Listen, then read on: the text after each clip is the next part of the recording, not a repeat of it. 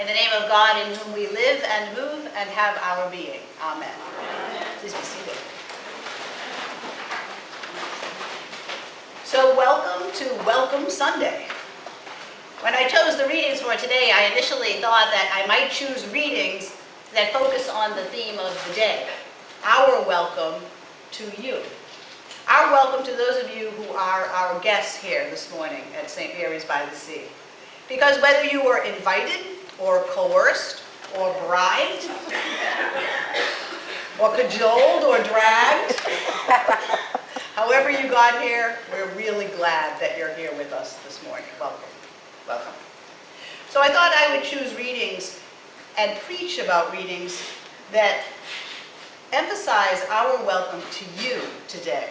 But I decided instead to choose readings and preach about God's welcome to all of us.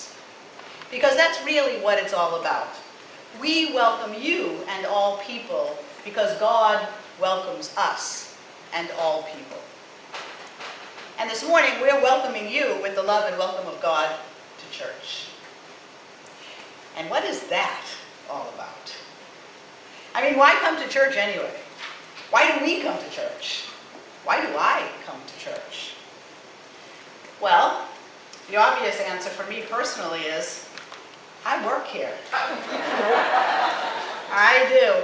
I have the joyful privilege of standing up here every Sunday morning in front of this wonderful bunch of beautiful, faithful people and leading them in prayer and song and worship of the mystery that most of us call God. And it is a joy for me and hopefully for all of them as well. We come here for joy. But we also come here for comfort in our grief, for solidarity in our attempts to live God's love in the world, for strength to proclaim the mercy and compassion of God with our lives to everyone and everything in our lives. We come here for all of that. We come here to find the faith and hope and love that it takes to live our lives in the way of Jesus, the Christ. And, like all good Episcopalians, sometimes we come here to eat. But that's another story. So a couple of weeks ago, I had one of my few Sundays off per year. And I almost always go to church on my few Sundays off per year. Almost always. But not this time. I didn't go. Instead, this time, I watched the sunrise over the water, and I watched the moon set over the trees. I listened to the birds singing the day awake. I breathed in the warm wind and closed my eyes to pray, surrounded by the wonder and beauty of an amazing song-filled spring morning. I did all that. But I didn't go to church. You don't need to go to church to be in love with God or to realize that God is in love with you. But don't get me wrong, it sure does help. And that's why church is the center of my life.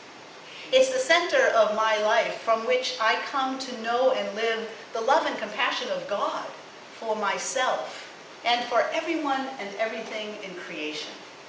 It's the center of my life from which I learn to see and serve Christ in all people, no exceptions. It's the center of my life from which I gain the wisdom and courage to sing and dance my way through a world that can be filled with overwhelming pain and loss and challenges. It's the center of my life from which I find God.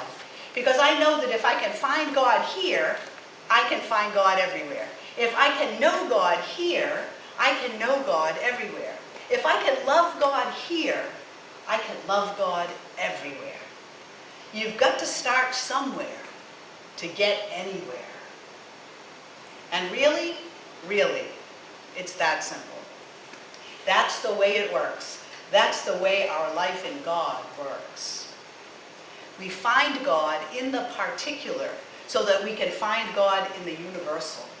We know God in the particular so that we can know God in the universal. We love God in the particular so that we can love God in the universal. It's really that simple. And it's the way that Jesus showed us. I dare say that most Christians would dare say that Jesus is God. That statement is deeply true. It's also deeply theologically packed and challenging. We could talk about it for weeks, but we won't. Not right now. Right now, I want to just go ahead with it for the sake of this discussion. And so, if we go ahead with it for the sake of this discussion, here's my question. Does God have to go to church? Really? Does God have to go to church? Check it out. Our gospel reading today says that Jesus came to his hometown of Nazareth and went to the synagogue on the Sabbath day, as was his custom. As was his custom. So why in the world did God go to church? Why did Jesus go to synagogue? Jesus was a faithful Jew. He often made pilgrimage to the holy city and found the place. He purposefully found the place that he wanted to read and teach from. And he chose our first reading today. He chose words that had been written some 800 years prior to his even coming into the world. Words that the Jewish people had been reading for centuries before he was even born. And then he said they were all about him. And just look at the words, those beautiful words. Look at the words that Jesus chose to read. The Spirit of God is upon me, because God has anointed me, chosen me, called me. God has anointed me to bring good news to the poor. God has sent me to proclaim freedom to the captives and recovery of sight to the blind, to let the oppressed go free, and to proclaim a time of God's favor. Look at what Jesus chose to read. Such beautiful words. Look at what he read. And then, notice what he did not read. You have both of them in your service bulletin. Jesus didn't read the last line. He didn't read the last line. He chose not to read the last line. Apparently, quite purposefully, he left it out. The last line says, God has sent me to proclaim the day of his vengeance. Jesus didn't read that line. He chose, apparently quite purposefully, he chose to omit it. Well now, how about that?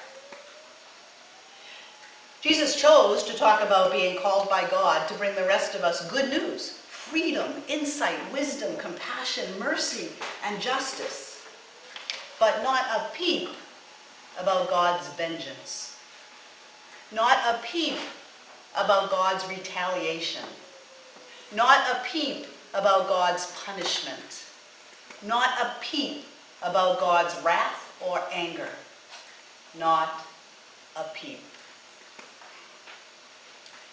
So why did God go to church? Why did Jesus go to synagogue? For the same reasons we do. Surely Jesus knew that you didn't need to go to church to be in love with God, or to realize that God is in love with you.